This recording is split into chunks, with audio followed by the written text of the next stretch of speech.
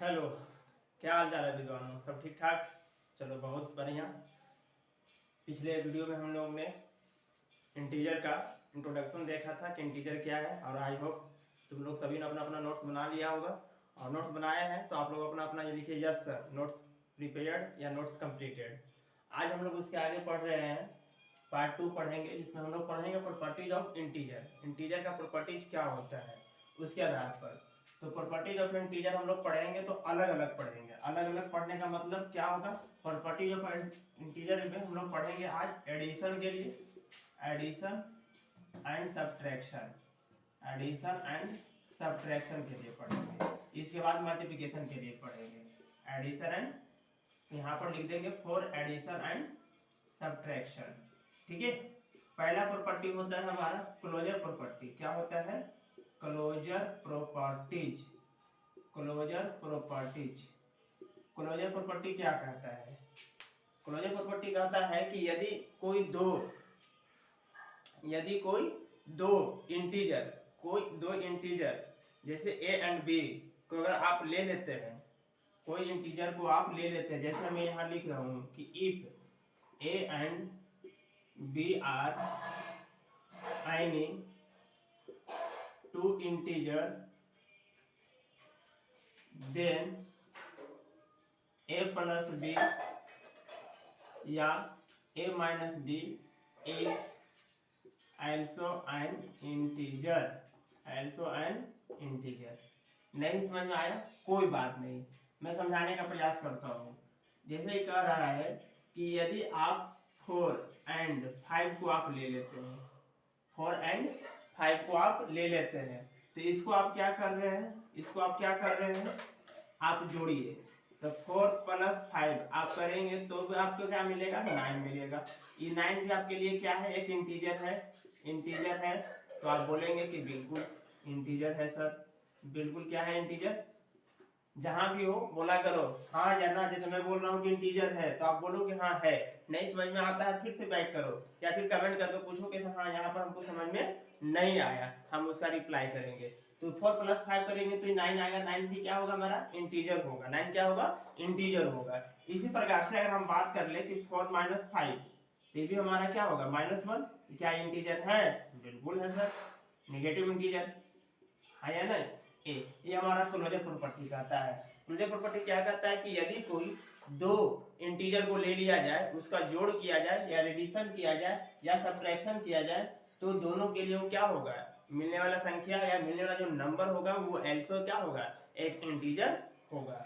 ठीक है। एग्जांपल से समझाया, नहीं समझ में आया एक एग्जांपल और ले देते हैं। मान लेते हैं कि 15 एंड 12 ले लेते हैं। तो हमने पहले क्या किया? एडिशन के लिए काम कर रहे हैं। तो एडिशन के लिए काम करेंगे तो 15 प्लस 12 इस जोड़ेंगे तो कितना आएगा? 27। क्या 27 इंटीजर है? तो आप बोलेंगे कि बिल्कुल है सर। अगर हम लोग इसको सब्ट्रैक्शन कर ले, इसको हम क्या कर ले?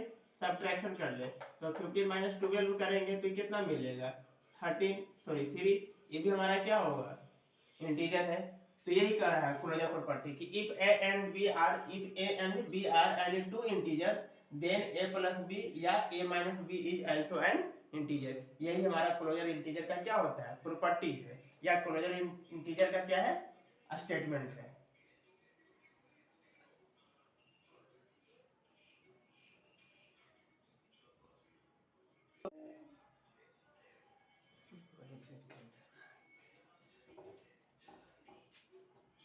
चलो ठीक है, वीडियो हम मेरेज कर रहे हैं। देखिए, दूसरा हमारा होता है कम्यूटेटिव इंटीजर। क्या होता है? Commutative integer. कम्यूटेटिव इंटीजर क्या कहता है समझिएगा। कम्यूटेटिव इंटीजर हमारा क्या कहता है? समझने वाली बात है। क्या समझने वाली बात है? कि अगर कहता है कि अगर कोई if a and b are any two integer then a plus b equal to b plus a। समझ में आ रही है बात? कह रहा है कि यदि कोई दो इंटीजर को ले लिया जाए तो ए प्लस बी कहें या बी प्लस ए कहें, बात बराबर है। जैसे में कैसे, जैसे में ले लिया जाए, अगर 3 एंड आप 5 ले लेते हैं, 3 एंड 5 ले लेते हैं, इसको आप ए मान लीजिए और इसको क्या मान लीजिए, बी मान लीजिए। तो आप कह रहा है यहाँ पर ए प्लस बी और बी प्लस ए, कहने का मतलब क्या हुआ, आप देखो 3 प्लस 5 या फिर 5 प्लस 3, यहाँ पर करेंगे तो ये कितना होगा 8, अब इधर भी करेंगे तो 8, यानी हमारा ये क्या हो गया, बराबर हो गया। तो क्या क्लोजर इंटीजर जो है, सॉरी कम्यूटेटिव इंटीजर जो है, कम्यूटेटिव इंटीजर की प्रॉपर्टी जो है हमारा, यहाँ पर इंटीजर में सॉरी यहाँ पर प्रॉपर्टी करिए, कम्यूटेटिव जो प्रॉपर्टी होगा वो हमारा क्या काम कर रहा है कि यदि a प्लस बी या b प्लस ए को अगर आप ले लेते हैं, a प्लस बी कहिए या b प्लस ए कहिए, दोनों क्या होगा, सेम होगा। जैसे भाई 3 एंड 4 या 3 एंड 5 लिया गया है, तो 3 प्लस 5 कहिए तो भी 8 आएगा, या 5 प्लस 3 कहिए तो भी 8 आएगा। नहीं समझ में आया, दूसरा एग्जाम्पल लेकर दिखा रहे हैं। अगर हम लोग मान लेते हैं कि 18 ले ले, 18 एंड मान लेते हैं कि 10 ले लिया जाए, तो अगर आप इसको करेंगे तो क्या लिख सकते हैं, 18 प्लस 10 तो भी आपका क्या आएगा, 28 आएगा। कोई बोलेगा कि नहीं सर हम इसको 10 प्लस 18 लिखेंगे तो भी 28 आएगा, तो क्या कोई दिक्कत है, नहीं सर। इसी को हमने ए माना और इसी को बी माना, तो यही कंडीशन हमारा क्या हो रहा है, सेटिस्फाई कर रहा है। ठीक है, कोई दिक्कत नहीं सर। ये कम्यूटेटिव प्रॉपर्टी। अब बात वो ये किया सर, कम्यूटेटिव प्रॉपर्टी आपने केवल एडिशन के लिए दिया है, यानी प्लस में दिया है, क्या ये माइनस के लिए भी सही है, ए प्लस सॉरी ए माइनस बी या बी माइनस ए, जी नहीं सर, ये ऐसा संभव नहीं है, यानी ये रॉन्ग होगा। कैसे, देख लीजिए, अगर आप 9 एंड 6 ले लेते हैं, 9 एंड 6 ले लेते हैं, तो आप 9 में से 6 घटाएंगे तो आपको 3 बचेगा, है ना। लेकिन अगर आप 6 में से 9 घटाएंगे तो क्या बचेगा, -3 बचेगा। इसका मतलब क्या हुआ कि ये जो केवल है कम्यूटेटिव इंटीजर जो है, से केवल एडिशन के लिए क्या है, एडिशन के लिए ही सेटिस्फाइड है, जबकि सब्ट्रैक्शन के लिए क्या है, काम नहीं करेगा, सब्ट्रैक्शन के लिए प्रॉपर्टी अलाउ नहीं करेगा। तो क्वेश्चन पूछा जाता है कि कम्यूटेटिव प्रॉपर्टी इज, है ना, allow for addition, subtraction, multiplication और भी कुछ के लिए, तो किसके लिए काम करेगा, ये केवल एडिशन के लिए काम करेगा। चलिए ठीक है, अब हम लोग प्रॉपर्टी नंबर 3 पर बात करते हैं। प्रॉपर्टी नंबर 3, है ना, वीडियो को पॉज करिए और ये सब नोट करते चलना है आपको। चलिए मैं थोड़ा सा कर लेता हूँ, चलिए आइए देखिए प्रॉपर्टी नंबर 3। प्रॉपर्टी नंबर 3 हमारा है एसोसिएटिव, एसोसिएटिव प्रॉपर्टी है। एसोसिएटिव प्रॉपर्टी में क्या कहता है कि if A B and C are any three integer, then क्या होगा, देन हमारा ये होगा कि भाई A plus B plus C equal to A plus B plus C होगा। मतलब केवल क्या किया गया, यहाँ पर ब्रैकेट बी प्लस सी के साथ था, यहाँ पर ब्रैकेट ए प्लस बी के साथ दे दिया गया है। तो चलिए एग्जांपल देख लीजिए, जैसे सर हम मान लेते हैं कि 3, 5 एंड 9 ले लेते हैं, ठीक है। तो क्या ये एसोसिएटिव प्रॉपर्टी को सेटिस्फाइड करेगा कि नहीं करेगा, तो देख लेते हैं। कैसे देख लेते हैं, 3 प्लस 5 प्लस 9, अरे चेक करो, क्या चेक करो कि ए 3 हमारा ए होगा, 5 क्या होगा हमारा बी होगा, सी क्या होगा हमारा 9 होगा। तो इस प्रॉपर्टी को चेक करना, 3 प्लस ये कितना हो जाएगा 14, ये कितना हो जाएगा 17, कितना हो जाएगा 17 हो जाएगा।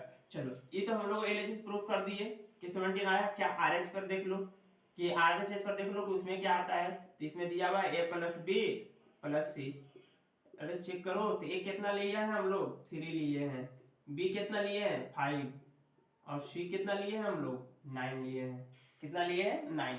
अब बताओ बाबू 3 प्लस 5 कितना होना है 8, और प्लस कितना 9, ये करेंगे तो कितना होगा 17, ये भी 17, ये भी 17। इसका मतलब हम कह सकते हैं कि एलएचएस और आरएचएस आपस में क्या है, बराबर है। इसका मतलब ये जो कंडीशन है एसोसिएटिव प्रॉपर्टी के लिए सेटिस्फाइड है, कोई दिक्कत नहीं। अब यहीं पर हम 4 में लिख देते हैं, 4 प्रॉपर्टी हमारा लिख देते हैं।